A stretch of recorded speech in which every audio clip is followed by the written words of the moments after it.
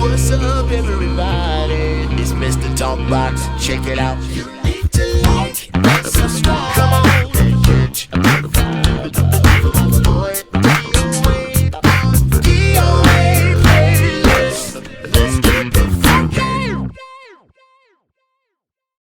YouTube family and YouTube world, I hope everyone is well and blessed. I say it all the time. I mean it from every part of my heart. I hope everyone is well and blessed.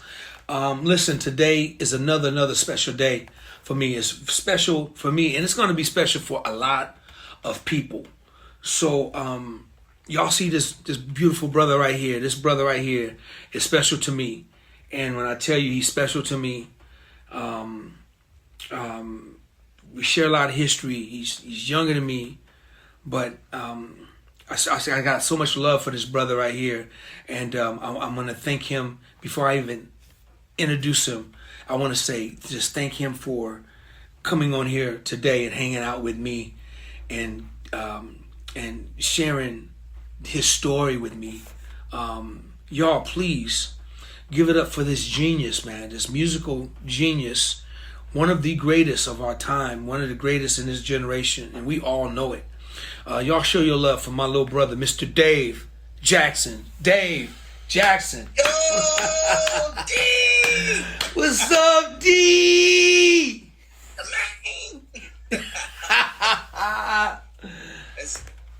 D, man.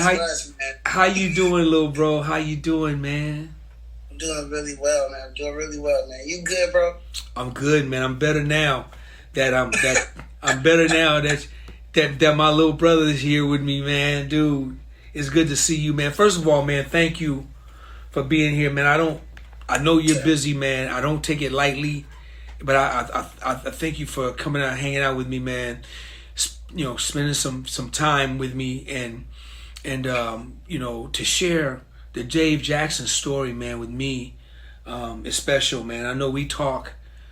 We talk and we share things a lot, man. But when I asked you to come on, man, and so we can talk about it, man, and you said yes, man, it warmed my heart. Because Dave, we hooked up a couple of weeks ago, and Cracker Barrel. that's it. That's his favorite spot. We hooked. 1,000 hell. Yeah, it's crazy because this dude always invites me to eat, and he always invites me to eat in my city. Now when he comes to my city, hey, I'm the host. I got to pay for it, but he always pay for all the food and everything. So it's like I don't mind saying yes all the time. So Get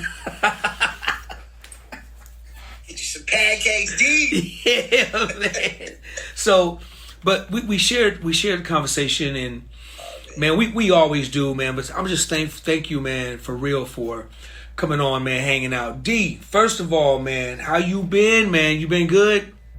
I've been really good lately, man. Just doing a lot of production, you know, and I definitely owe you a big thanks to that. Just for the sole reason I'm using Logic. You put us on Logic in but that's 2008. Yeah, but that's not fair, man. You guys are coming on Logic and whooping me with it, man. That's not fair, dude. That's especially you, man. You wrong for that, man. That's cool. But listen, man. Listen. First of all, D, let's get into this thing, man. D, where were you born, bro? Where you from? 1985. I'm born right here in Oakland, California. And contrary to popular belief, you know, some people thought I moved to LA, but I've been in the Bay Area in Northern California my whole life. That's the only place I've lived. The furthest I lived was like a suburb town called Mountain House right outside of Tracy. But other than that, I've always been, you know, East Oakland native, you know what I'm saying? Like my whole life, man. Dave, I already know your career started in the church, born and raised, PK. Yeah. Talk a little bit about it, man. Talk a little bit about it. Yeah, so my dad, Bishop Bob Jackson, the church is Actual Gospel Church, Church of God in Christ, actually. He actually started non-denominational, so, you know, it was a different thing. You know, God gave him a vision to knock on doors in the city, and that's how he grew the church. And, you know, of course, by the time I was maybe, you know, 2 and 3 years old, you know, they had musicians, you know, they had the choir and things like that. Like the church really grew really fast. And so, you know, I kind of got to cut my teeth. I actually started as a drummer, D. Shout out to my big bro Chubby Powell on the Pearl Exports. You know what I'm saying? And so, but not too long after, you know, maybe like 3, maybe 4, maybe 5, I was like already pecking at the keys. And it's funny because, you know, it was one of those, you know, church stories like, he just got on the keyboard one day and he could play. And I was like, I've been practicing keyboards the whole time I was playing drums. But, you know, the keyboard player at the church, you know, all the heat falls on him. The drummer, anybody can slide on drums. So while I developed as a musician on drums, I was learning from like the organist. Shout out to my bro Robert Collier, Ken McMillan, like guys that came by the church, Benton Smith. You know, they would just show me chords and passing, man, and it was cool. I love that, man, and it's crazy, man. So 3, 4, 5, bro, for real? Yeah. Jeez. Yeah, definitely. Yeah, it's a video of me playing at my preschool graduation. I'm playing the drums, man, and it was funny. D's worst, you know, like you 5 years old. That's like right there in the 90s. So you know, I was ready to play something funky already at 5. You know. David Jackson being most articulate and musically inclined.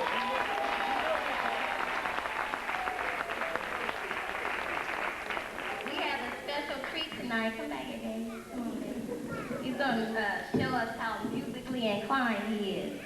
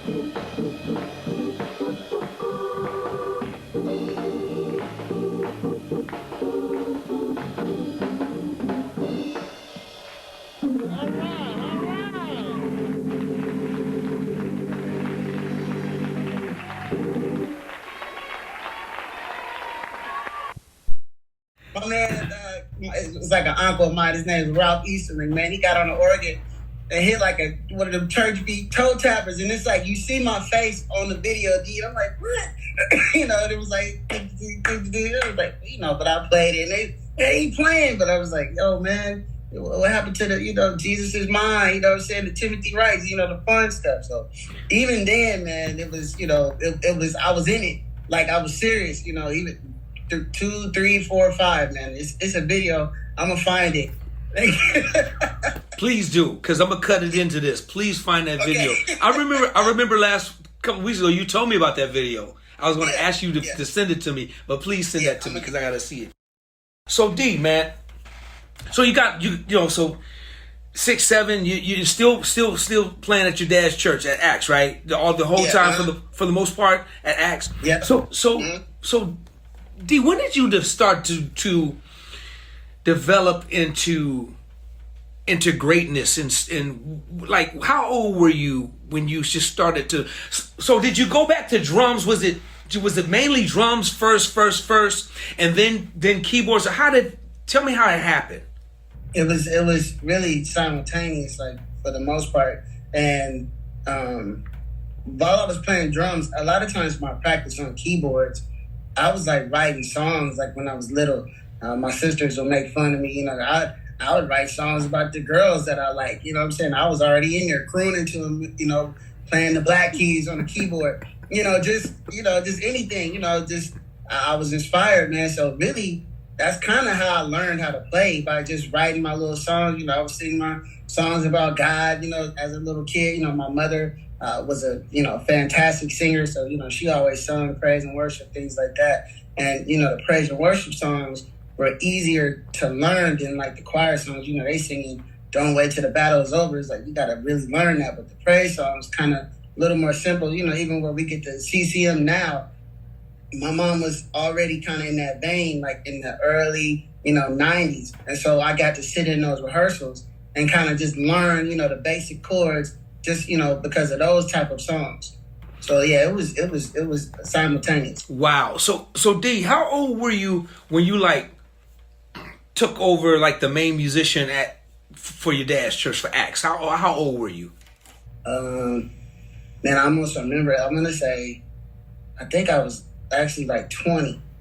It was around 2005, because prior to that, like pretty much all the way up until like maybe 16, 17, 18, I was still like one of the main drummers, at my dad's church. I would play for like the teen choir and things like that, but I was a very active drummer like that entire time. Really, I didn't really stop playing drums for a church, because I was even at East Oakland Deliverance Center, Ray Mack, as most people know it. And I was playing drums there like well into my 20s, like regular. Even when I was playing organ for other churches, I was still a drummer, in certain places that I worked at. So I remember it was about 2005, man. I had just met Mike Burrell. We had did this concert for Judy McAllister, man, and I was so amazed at the way this dude, approached the keyboards, man. I was really drawn to it. Other than that, I've moved from drums and I was playing like organ, like auxiliaries, because the big homie Kim McMillan, like he taught me the parts, taught me how to get the sounds out of the keyboard, the XP80, all the cool keyboards. And I was good at the parts, good at playing organ, and I was good. But when I saw Mike Burrell at that concert, man, it kind of just drew me in. Crazy story. I was in a group called Bajay with LJ, Lionel Haldeman, and my boy B Skilla. And, unfortunately, B Skilla passed, and that kind of like ended the group. And so, but from there, I had learned a lot about playing the parts, even with LJ and things like that. But at the same time, while we were literally celebrating, the life of B Skilla, one of the lead singers of the group, that same night, my 61 key keyboard got stolen out the car. You know how that is, D. So, but it was crazy because I went back and bought an 88 key keyboard, and that was like the first time I ever bought a full size keyboard. But it totally changed my playing, D. And that's what kind of drew me to that, that piano chair, that main keys thing. And so not too long after that, met Mike Burrell, great influence. And I started practicing like how to play piano. And so I think that year, Kim McMillan at my dad's church was like, yo, we're going to switch out. I'm going to put you on main keys and I'm going to rock organ. And so he kind of like, pushed me in that position, and literally took it from there. So D, during this time, and let's back up for 1 second. Okay. So you were playing drums for other churches at that time. So how did that go over with your father? Was he okay with that? Well, yeah. Well, it's funny because my dad, like when he first came in, like, being a preacher, Ray Mack actually gave my dad like his first like set of chairs, things like that, like let him host a radio broadcast, in his church. So he helped him out a whole lot in the beginning of the ministry. And then if anybody know about Ray Mack, the service times was always later. So, his first service was like 3 o'clock in the afternoon. And then the Sunday night service was actually a radio broadcast that started at 9 at night. So it was like well out of the schedule, to do both. It was just, for me, it was 5 services a Sunday.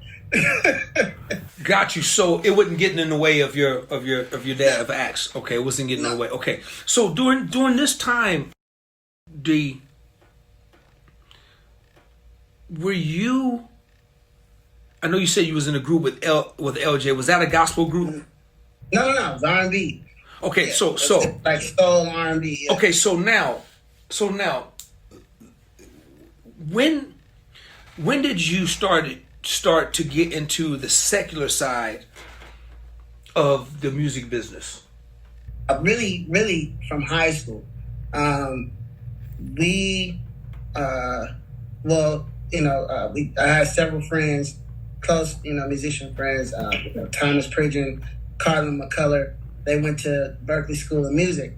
And so, they would send clips and recordings of, what they would do like as recitals, and they would like play the records. They would have samples, like they would sound like, the full live band of these artists that would play out. And so at high school, me and my best friend, Ronnie Scott, and a couple of homies, my son Turner, Reggie Murray, my big homie Anthony Jackson, we were like the band at high school, a bunch of church boys, but we loved music. And, so of course for school, you did other music. We had gospel choir, which is kind of what brought us all together, but, they was doing other songs. Like by the time I was graduating, Music Soul Child's Love was like the big hit. And so the big homie Jonathan Smothers, man, he could sing it, man. He had it. So, we were learning those popular songs, because they influenced our lives, just even in high school. Like if you could play and sing, in the early 2000s, you know what I'm saying? Like you had it, man. Me and my boy Ronnie, we was writing songs, singing them around the school, passing out CDs. We was little superstars right there. Like didn't even go to class anymore. They took care of it. So the R&B thing really started high school. So in high school, now your dad is this big, powerful bishop, man. He's one of the biggest in California, definitely Northern California. Did you receive or experience any backlash from doing the secular music? Well, more so, he was busy, rocking the church, and so it wasn't really connected. Like we grew up, pretty okay. My dad wasn't that dude taking the church money, but he did do right by the money that he had. So we lived in a big enough house, where he didn't really hear, the music I was making. You know what I'm saying? And I, it wasn't gonna be that, crazy. I wasn't in there cussing. You know what I'm saying? So. He wasn't really that involved into, in what I was doing musically, except, what I would play at church. And it's kind of funny, what he would do is, he'd play a little music, back in the day. So, he could play a little guitar, a little bass.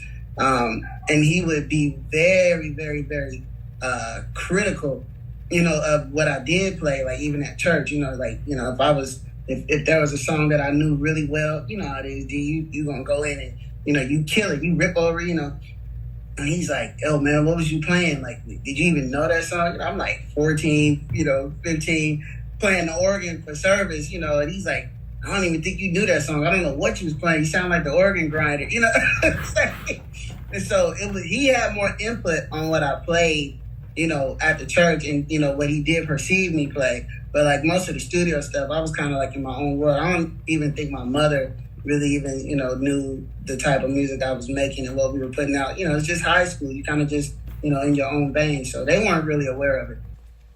If they knew, would they have approved of it?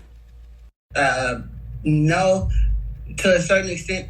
It's like, my parents, I think with me, I'm the youngest child. So, the youngest child is always like the trying child. We push the boundaries, so it was kind of like that thing where they had to kind of be like, all right, some of the stuff they did know, it was like, well, he could be doing worse, it could be this. So we just gonna kind of let him, do, they taught me right, raised me right, and just kind of let me, stay in that middle thing and make sure I didn't drift too far, below the line, per se. But they kind of they didn't necessarily approve it, but they didn't really, say like, don't do it at all. It's like, what's that kind of thing.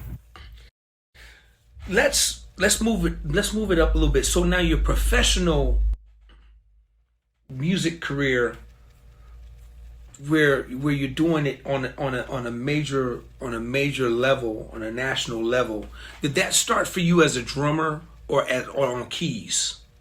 Not on keys. Like, almost, it was the most backwards thing ever. Like, I didn't actually play drums on a big stage until like way later on in my professional career. Okay, so it started basically on keys. Your step to the professional world, was it Yes. was it with secular artists, or was it gospel artists, or what was that like? So it was both. I remember, I think I was maybe 17, 18, around that range. I was playing for gospel artists, local artists like Eugene Cole. That was kind of like one of my first little gospel tours that I did. But then I was doing local gigs as well. Like, Oakland, is known for Q's Lounge and Sapphire, Kimball's East. So I was doing gigs like that as well. Some of those gigs I actually did play drums by the time I got a car. But so I was kind of doing, both on a local level, but on the national side, like once we were like getting on planes and things like that, it was all keyboards. So when it became national, what was the breakthrough gig for you? Oh, Mary. That's when I met you, D. Gotcha. Yeah, gotcha. Shout out to the big bro, Big Funk. That's Eric right. Smith. That's right. So it really started with Baby James, and Eric was MD for Baby James. Big local artist here in the Bay Area. And even shout out to my big homie Chris Davis, Lois the Pie Queen. He was managing him, and he was bringing us breakfast. Man, I got hooked, from there. But just Eric, Pitfall kind of, was testing me out and filling me out as far as professionalism. Because I knew, E from the church world. He had saw us play a lot of the gospel festivals and things like that, and of course, he Eric Smith, Pitfall, so everybody, wanted to be connected. And so, but for me, he, took me in under his wing and kind of just, showed me the ropes, and then let me, prove myself that I was going to learn the music, be on time, not show up, everything. So he gave me a shot, man. And Kevin Randolph was playing for Destiny's Child, and they needed a fill-in for Mary. And this is June of 2008. And we were opening up for guess who? Fred Hammond. So that was my first gig. And, around those times, learning them, that's when he started bringing me around you in Sacramento. I was getting hip to, Papa Joe and the Jones Boys.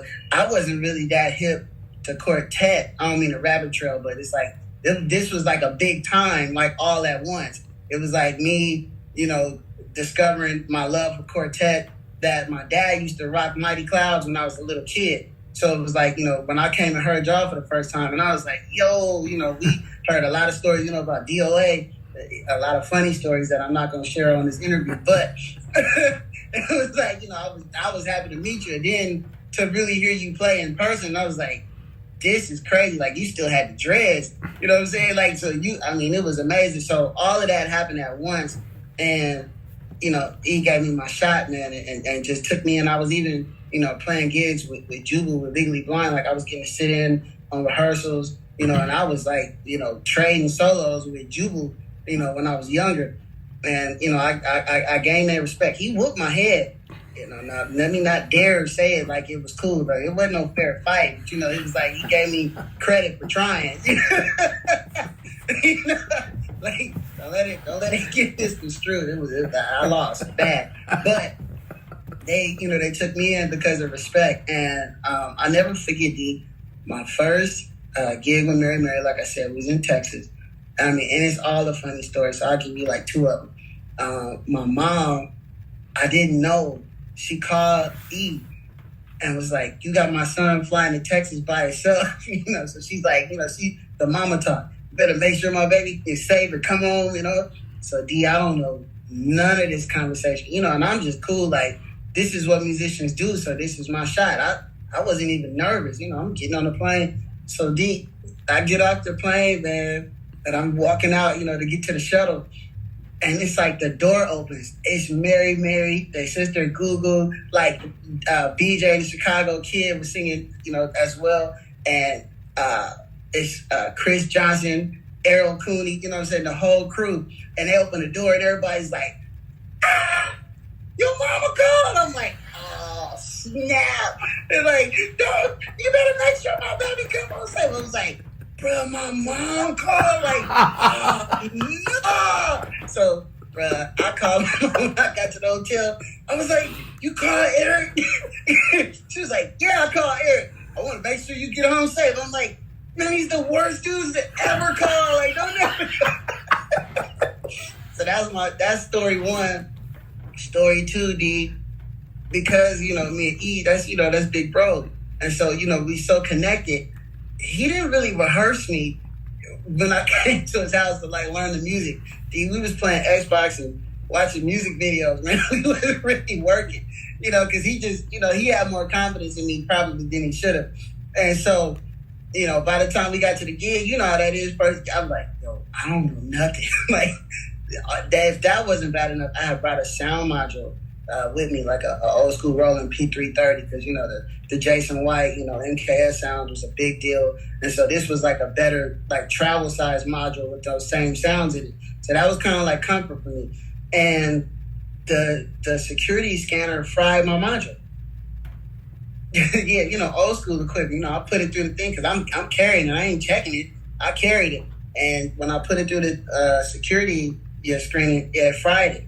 And so, of course, I don't know till we get on stage. So I hook up my module, this, just done, right? And then I was playing a chord Triton, the sound in the middle of the keyboard wouldn't work. So that was out. So I didn't have like a piano sound. I didn't have a main keyboard. And then I had an XP80, you know, for like the colors and the horns and the synth. And then I had like this Hammond like organ keyboard, or Roland. It could have been like a VK8, something like that. But no mains, D. Like and then we had sound check.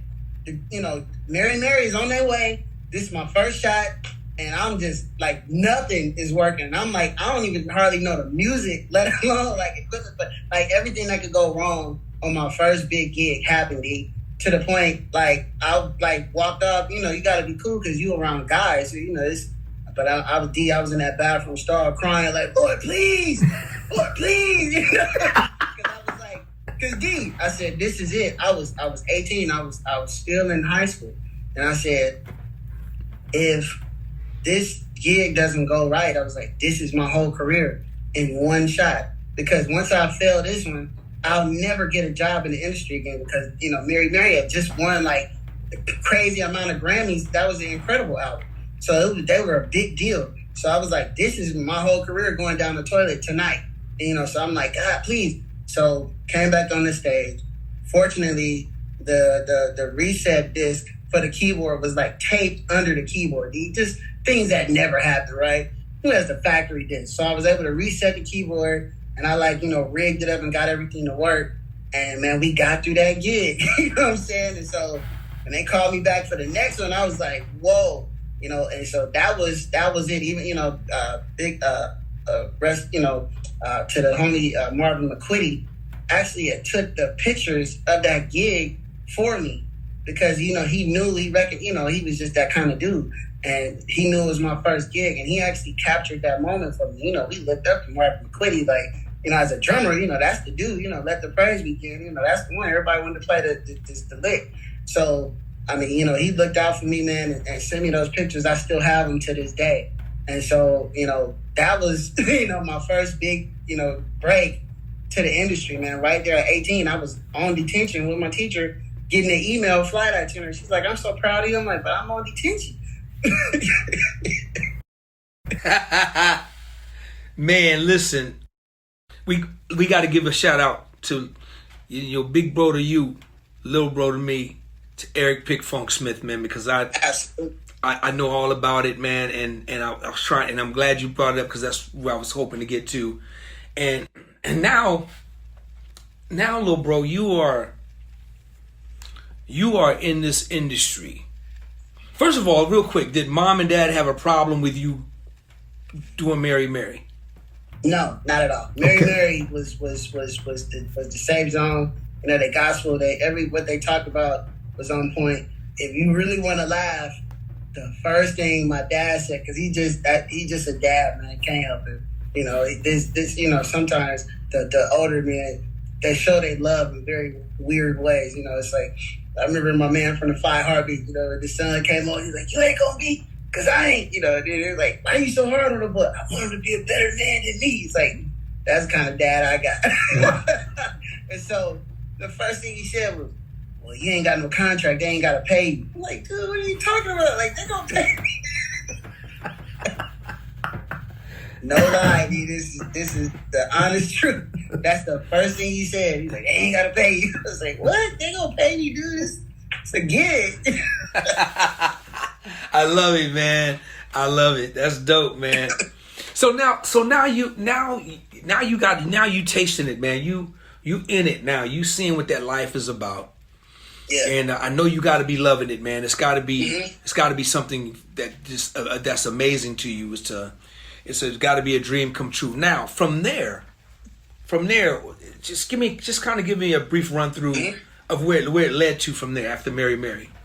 So after Mary Mary, it was Keisha Cole for a little while, Fantasia, Reno, you know, shout out to E. Smith again for that one, and then Dave Hollister for a little while, and from Dave Hollister, Guapale. And Guapale was like that real like gateway gig as far as like industry wise, because it put you, you know, on the same stage with a lot of amazing musicians, because she just had that kind of pull. She was one of the most, and still is, one of the most popular and successful independent artists, you know, like ever. And so she would, you know, pull, you know, guys that was on tour, you know, same thing, like Destiny Child, and, you know, the top artists, like, you know, these musicians were also playing on her stage. So we got to, you know, work together as well. And that is what led me to playing a gig at the Troubadour in LA on Valentine's Day, literally a month after my mother had passed. And we ended up playing the show, and Ricky Minor was at our gig that night. So, yeah. And that led to the audition for Jennifer Hudson. Okay, so while you're doing all these secular gigs, how did your dad take to that? Was he cool with that? Was your mom cool with that? So it was like, for the most part, like the church, like at Acts for a long time, like they wouldn't let musicians play if they played secular. Like if they played in clubs and things like that, even hair, like, you know, twisties and dreads was kind of like the thing, and, you know, earrings, you know, and so like all of that kind of stuff was like no, it was real strict. You know, it was like, we don't want you playing in the world and getting spirits on you and bringing it in the church, you know. And it was like it was real strict. Shout out to my boy Brian Collier, because he probably caught the brunt of it. You know what I'm saying? Because he was that guy. He was like, you know, he was, you know, that hot drummer in the Bay Area playing for the Tonys, and, you know, everybody couldn't function. I mean, I remember I was on Punishment one night and still set the VCR to record the Confunction on Motown Live, you know, just to see him play. And but he was one of the ones, like, he got let go because, you know, for his secular career. I think by the time it got to me, you know, of course, you know, being a son, you know, and all the other favoritism and, you know, biases that go along with that, you know, and even, you know, to even kind of like speak to that part, you know, it's kind of different, you know, when you live under the supervision and watch, you know, the people that are kind of governing it. So, you know, they can say, well, it's not necessarily taking an effect on him, you know, and so we don't see the necessary, you know, effects or, you know, element or the darkness, you know, coming on him, you know, and transferring that into what we're doing. So I think they kind of used me as like a test subject. And so they didn't, again, they never approved of it. Like even, while my mother was alive, she never really, like advocated for it. I'd be like, Mom, I'm going to go play on TV or, do this. She's just like, okay, but it was never, they didn't really like speak, they weren't very vocally, against it per se. They kind of just let me, find, my thing. That's powerful, man. That's very powerful to have, to be a PK, a child, because there's a lot of musicians I talk to, PKs. It's either harsh backlash and harsh to the 10th power, or it's just or it's just with support. It's one or the other, no in between. So you got kind of an in between thing. That's cool. It's just, I got to ask you this. Let's pick it up where you left off. You do all these great gigs, and now you get a audition for, and I got to shout out, man, Ricky Minor, man, just one of the greatest, man. For sure. You get a call from Ricky Minor to audition for Jennifer Hudson. Now, is this a call to audition as just a keyboardist, or the MD, or what was the call all about? So, shout out to Errol Cooney and Angela Bibbs Sanders, who were working with Guapale at the time.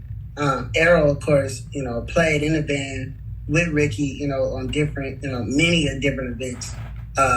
So Errol was the connection to Ricky. We didn't believe him, D. Like we were doing the next gig in the next city. We're kind of like on a little run. And Errol tells us, he's like, hey, Ricky was at the last gig. And I'm like, yeah, right, dude. Ricky Minor didn't come see us play nowhere. He's like, Ricky Minor, bro, come on, stop. And he's like, nah, I'm serious. He's like, okay. He was like, he asked for you guys' numbers. I'm like, okay, it's one thing for you to pull it over on this, man, but now you put it on extra thick, man. You gotta chill out. And literally about an hour later, my phone rang, and it was Benji Crane calling from Ricky Minor's office. I was like, yo, dude, he wasn't mine. Like they really called. And so they were inviting us to an audition that Friday. It was like Wednesday. And they were like, yeah, we're inviting you to audition in LA. And so it was me, Marcus Phillips, and Q Jackson, who was playing drums. They kind of like invited us as a unit. And it was very weird because Errol wasn't a part of the audition because they didn't want to hire a guitar player. They actually wanted 2 keyboard players, bass and drums. So it was kind of weird, but I don't even think they said who the artist was at the time. I was more so interested to have the opportunity just to meet and play in front of Ricky Minor. That was like it for me, because you know how that is. It's like, dude, if I meet Ricky and if he, believes I can play, like I can get any gig at that point, because I'm like, that dude is the gatekeeper, to all of it. So he just need to know who you are, and you good to go from there. So that was the thing. And like I said, my mother had just passed a month prior to like all of that happening. And so my dad, we was out, we hadn't got paid, we was on a run. And so, my dad actually helped me get the plane ticket to get to LA to do that audition. And when we did that audition, it looks like making the band. I'm kind of dating us, but it's like that show, is really what it looked like. We went in the center stage, and it was the big room, the drums were set up, the keys were set up, they was on risers, they had the big speakers in there, and it was just a room full of musicians, and it was like we walked in and it was like a standoff, because, the LA guys, they're like, who are these dudes walking in? Like, it's territorial, it's doggy dog in the musician world, these musician streets. And it was funny, man, on the plane, I said, I'm going to take the attitude of a lion. And I was like, I'm devouring everybody that come in my way. You know what I'm saying? Just to get this opportunity to play for Ricky, from a humble place. But I'm like, I'm going to fight for it. And out of the crowd of musicians, man, one of the coldest musicians in the world, Eddie Brown, just comes out the back and he said, Dave Jackson, my brother, man, how you doing? So everybody immediately backed off. because they're like, okay, whoever this dude is, he's cool with Eddie already, so chill. And it's like that kind of like brought a calm to that whole like tension and battle. And then by that time, I call him my cousin. He's a Jackson. Nelson Jackson was there, and he's like, "Cousin, what you doing here?" I'm like, it's Ricky Minor, man. I'm trying to get a gig, you know. And so Ricky comes in. It's about 50 of us, you know, clap our hands like, "Oh snap, Ricky," you know. So he comes in. He's like, "I've heard every riff. I heard every lick, you know. So you trying to impress me is not why I'm here. You know, I'm trying to find the best situation, you know, for what we got going, to see if you learn the music, if you can hear parts, you know, and so on and so forth." So it was an audition as a band, but he was asking me after we played. He approached me and he was just asking, you know, questions. He's like, you know, "Hey, you know, what kind of software do you use? You use like, you know, Pro Tools, Logic?" And I was like, "I'm a Pro Tools guy." He's like, "Okay," you know. And so I'm just happy to be talking to the dude. I have no idea. He's like betting me, you know, for the position. You know, I'm just honored. And so it's funny because like me, Q, and Marcus, man, you know, like, you know, musicians, we boys, we grew up together. We were like staying in like a one hotel room, all three of us. And Marcus was like, he had like the flu, it was bad. And so we're like, dude, just try to rest up before your flight. I mean, we had to like split like a Domino's pizza, like our last $10. You know what I'm saying? I mean, just, you know, just all the way, man. So, you know, we made it through that audition, and Marcus and Q got a call a couple days later, you know, saying that they got the gig. And so they called me like, "Yeah, man, you know," and I was like, "Yo, that's amazing." Because, you know, now it's our time. You know, we had E. Smith, you know, Carl Wheeler, and everybody, like, they had their time. Now it's us. And so I'm like, well, at least we got two dudes in the game, you know, representing the Bay. We in here. And they're like, "Hey, you didn't get a call?" I was like, "Nah, but I'm happy for y'all, man." Crazy story, D. That night, I never forget, I was on my way to a rehearsal with Robin Hodge Williams. I just finished, I was finishing up her album at that same time. And she was one of my mother's favorite singers. So it was kind of weird, you know, working on that album, but my mother got a chance to hear it, you know what I'm saying? And that's kind of like the biggest honor, you know, as musically, was for her to hear me produce her favorite singer, you know, one of her favorite singers in the Bay Area.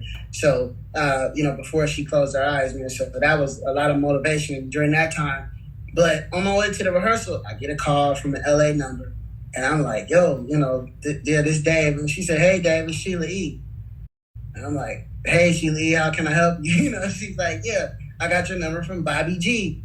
I was like, "Oh, snap. Okay, cool." You know, she's like, "Yeah, I got a gig coming up. You know, I just wanted to see if you was down to rock." And I'm like, "Are you kidding? You calling me asking if I would play for you?" You know what I'm saying? I was like, no brainer. So I'm set, D.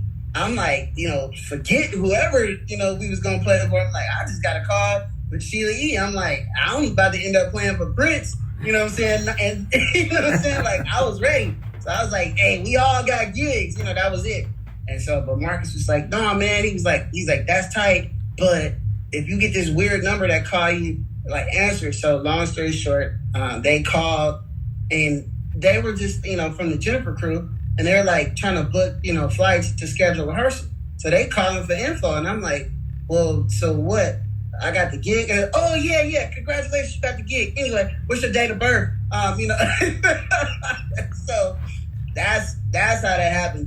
That long story, you know, we got hired as a band, you know, and then Ricky was kind of just having a conversation with me. But initially, I did not get picked as a musical director.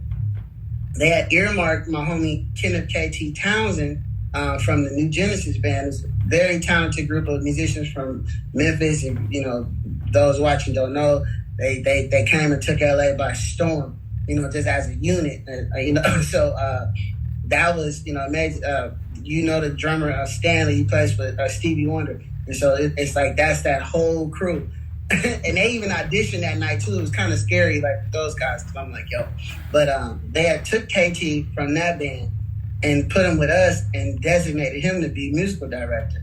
But once Jennifer got there, there was a small little mishap in the rehearsal where she couldn't really hear herself. Now, D, I don't mean to talk a hole through your head, but you know how artists can be when they get into a new situation. The slightest thing that throws them off could be the reason why we get sent home that day. And so in the middle of the song, she was happy when we played the first song. We played what we knew to do, and she loved it. And she made the small comment. She said, "I can't really hear myself," as we were getting into the next song.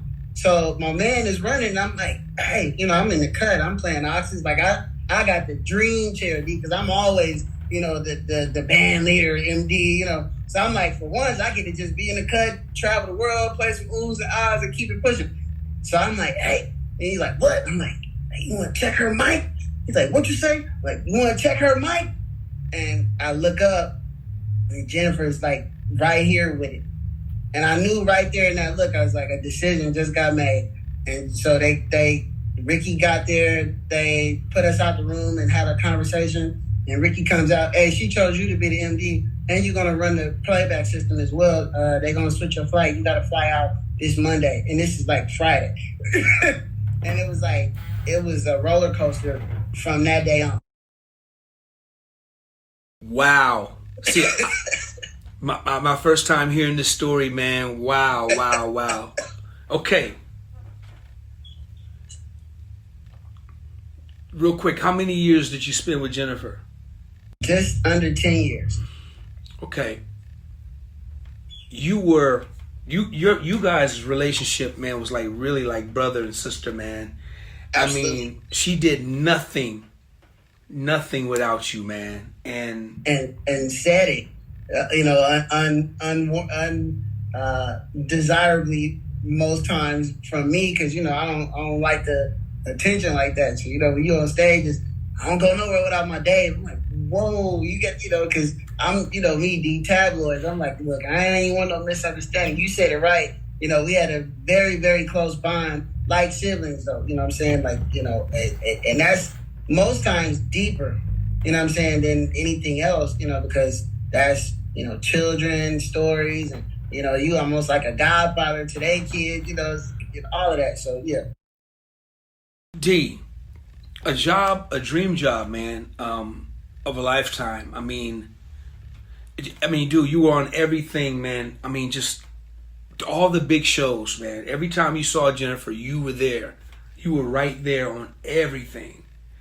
And I'm not even going to go down the list. When I just say everything, y'all just go and just figure that part out. But every time you saw her singing, my little brother was right there making just not only the world proud, but those who we knew him, we love him, who know him, the whole Bay Area, all of his loved ones, man. I mean, D, you were there even when the band was, you were there when the Dog and Pony shows, when it was just the two of you and big orchestras. You were there for everything, man, including the shows and in fact the whole band. She had a killer band with Q and Marcus. Man, you guys were smoking, man. Yeah. Dave, let's get into this, man. The job of a lifetime, man. Even up until the point where when she was breaking away, getting ready to start her show and all of that, I knew that was in your ear, and I knew that chatter was going on. I know you probably knew about it, and I know that had you still be there, you would be right there, daily, right there, just like my boy Cat Gray is with Let's Make a Deal. You would have been her right hand man. You would have been right there every day on a dream job with television and the money and the fortune, the fame, man, just everything, bro. I mean, what a life. You were Ricky Minor to her. You were that guy. Yeah. D, I think I want you to help all the people that love you, man. I want to get into this. I want you to help us understand and help people understand why you walked away from a situation like that. And when I say walked away, I'm talking about walked away from it all. D, I'm talking about the whole secular R&B world, period. You walked away from it, man, and you know how much I depended on you, man. I depended on this dude. Y'all don't know. Y'all don't know. I depended on this dude when you was playing when we was playing with Karen White, man. Dude, I never worried about a thing because this man was over there on the side, to my left. He was right there, and I knew everything would be okay. I didn't worry about nothing, man. You were my safety net, bro. I never worried about nothing. So, bro, you left millions of dollars, man, on the table, bro. And you walked away from it. You kind of disappeared from everybody. Man, I'm going to let you talk, bro, and I'm not going to say one word, man. DOA Playlist. Let's get the fuck out.